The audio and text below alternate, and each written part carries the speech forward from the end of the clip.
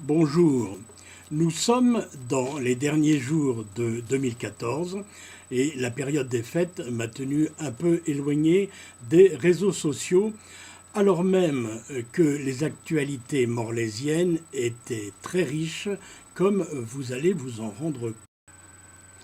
Je ne fais pas allusion, sinon amicalement et très brièvement, à nos 4 carmélites qui ont lancé un DVD, s'inspirant peut-être de sœur Christina en Italie.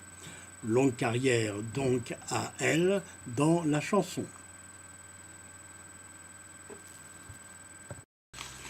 Tout récemment, sur ce même blog, j'ai mis en ligne un extrait du conseil municipal du 18 décembre dont j'aurais aimé parler davantage. Il avait commencé par une déclaration fort intéressante de Madame le maire Agnès Lebrun, parlant de la réduction des dotations de l'État aux communes qui aura un lourd impact sur le fonctionnement de la ville, des associations et même des entreprises de Morlaix. J'aurais même aimé mettre en ligne le compte-rendu intégral de ce propos liminaire et aborder plusieurs autres points qui ont fait problème au cours de ce conseil quelque peu mouvementé.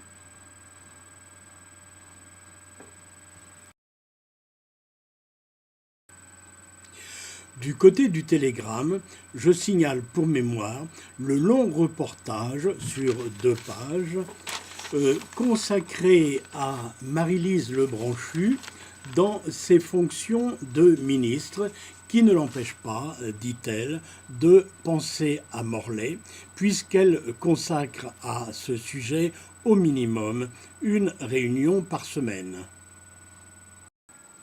Le 19 décembre, on trouve toujours dans le Télégramme un dossier sur le musée de Morlaix qui va faire peau neuve et qui va faire aussi apparemment problème puisque il se trouve que les 5 élus de l'opposition se sont abstenus de voter le budget de la rénovation lors du conseil municipal dont je parlais précédemment.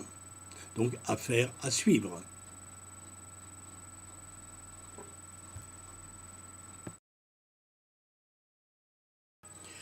Le même 19 décembre, le Télégramme parle des élections départementales qui auront lieu au printemps, sachant qu'à la fin de 2015, on passera aux élections régionales. Le journal signale que les choses, ouvrez les guillemets, se décantent à droite.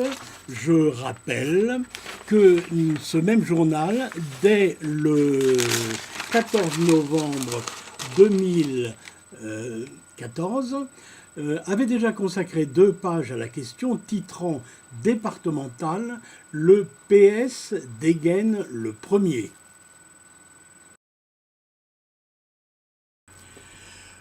J'allais oublier que le 17 décembre, numéro du 18 décembre, le Télégramme signalait qu'avait eu lieu une réunion du CIVOM, c'est-à-dire le syndicat intercommunal Saint-Martin-des-Champs-Morlaix, au sujet du problématique renouvellement du contrat avec la société Veolia pour la gestion et l'assainissement de l'eau.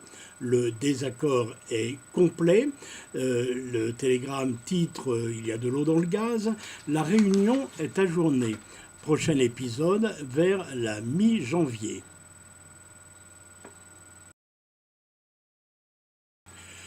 Crise ouverte également entre la mairie de Morlaix et le Patio, c'est-à-dire le centre d'initiation aux arts du pays de Morlaix.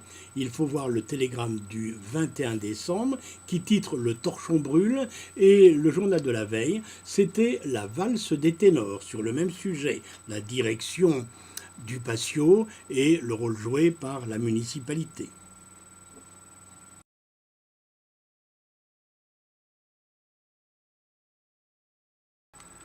encore plus important et encore plus critique, c'est dans le télégramme du 24 décembre, le désaccord qui tourne autour du PEM, c'est-à-dire le pôle d'échange multimodal, à savoir l'aménagement de la gare, ainsi que de tout le quartier, et de tout le quartier de la gare, et par ricochet, toute la ville de Morlaix et le pays de Morlaix. Le désaccord est très grand à ce sujet. D'ailleurs, Madame le maire Agnès Lebrun s'est plaint amèrement d'avoir fait l'objet d'une véritable rétention d'informations de la part de communautés, ce à quoi le président de Morlaix Communauté, M. Jean-Luc Fichet, a rétorqué dès 2 jours après en disant qu'il n'en était rien et que le maire et les conseillers municipaux avaient toujours été parfaitement informés de tout. En tout cas, les travaux doivent commencer dans quelques semaines. L'affaire est à... Enfin, le télégramme du 26 décembre consacre 2 pages à la grogne, en fait le mot utilisé est révolte, qui agite les commerçants français comme les commerçants morlaisiens au sujet du RSI, c'est-à-dire le régime social des indépendants, rebaptisé pour la circonstance raquette sans interruption.